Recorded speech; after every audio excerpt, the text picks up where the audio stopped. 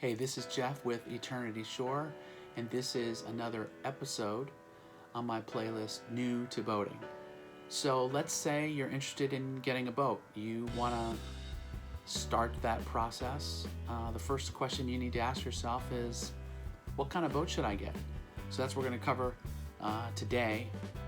Well, if you're going to start out and you are thinking of getting a sailboat, then you need to go to another channel right now because I can't tell you anything about sailing.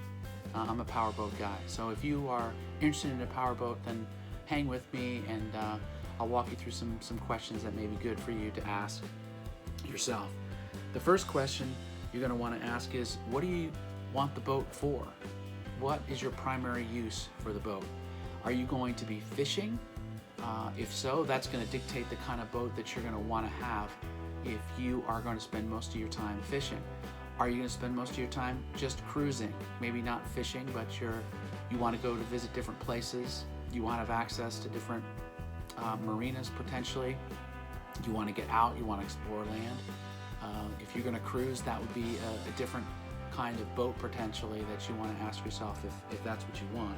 So you might use your boat for cruising, you might use your boat for fishing, but you also might consider water sports, right? You want to pull a tube, you want to do water skiing, you want to do some wakeboarding. That specific use, you're going to want a boat that has power to be able to do that, to be able to get people up out of the water. So you really need to ask, what's the primary use of your boat? You may be doing a combination of those things, but what's your primary use of the boat? Second question you want to ask yourself is, where are you going to boat? And if you're going to trailer that boat, or you're planning to leave the boat in a marina and just access a marina regularly. Some boats are not trailerable. Smaller boats are, obviously. If you decide to trailer your boat, then you're going to save some money on marinas, but you also have to set aside money for fuel and for taking care of your trailer and for other expenses that may come up associated with trailering your boat.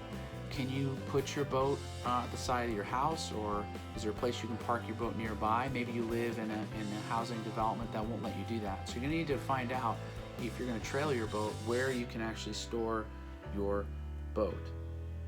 How handy are you? Will you be doing the maintenance yourself for the most part, or are you going to want to pay a professional to take care of your boat? This is a major decision, and it has really, really significant financial and even time implications. If you have a simple outboard boat, you may be able to do, even if you're not very handy, you might be able to do most or all of the maintenance yourself. Especially today's outboards in the last 10 years or so, they're really easy to maintain. They're somewhat idiot proof. So you're gonna have to determine, are you gonna do the maintenance or is somebody else doing it? How many people do you want to take on this boat? Is it just maybe you and your significant other? Do you have a whole family you want to bring? Be careful when you look at a boat's rating in terms of how many people they'll allow you to take on a boat. For example, our 19-foot deck boat, you could take up to 11 people, and I think it was 2,500 pounds or something ridiculous like that. You would never put 11 people in a 19-foot deck boat. You have to consider what you're using that boat for. So for example, if you're going to be fishing for an entire day, you probably are not going to want 6 or 7 dudes on a 20-foot boat. How many people do you want on this boat? If you are going to be you're going to be doing water sports, then you're going to need to have a certain amount of power for that water sports. And even in a 20-foot boat, if you're going to pull up a water skier, and you're going to need 150 horsepower in that engine, and you probably can only have 3, maybe 4 other people on board to pull up a water skier. What's your budget? How much you're able to spend? And you're going to need to set aside money not only for the purchase of the boat, you're going to have to consider whether or not you plan on financing that boat, but you have other expenses in terms of, obviously, ongoing maintenance is expensive.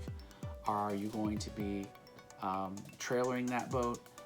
The marina costs, which we'll cover in another episode, could be anywhere from $2,000 to $5,000 a year just to keep your boat at a marina. So all of those things must play in the cost. It's not just the initial outlay of how much you're going to spend on this boat. It's really every year what are the ongoing costs of boat ownership. And those can vary greatly with the size of the boat, with your own personal skill at being able to maintain the boat, and the location of where you are boating. Some areas in the country are just expensive. So I hope that was helpful for you, just to consider some of the questions you're going to want to ask yourself. There is an excellent tool online under Discover Boating. I will put a link to that tool in the description. It will actually walk you through some of the things that we just talked about.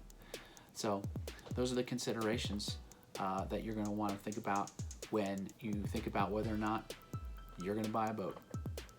Have a great day. Ciao. See you next time.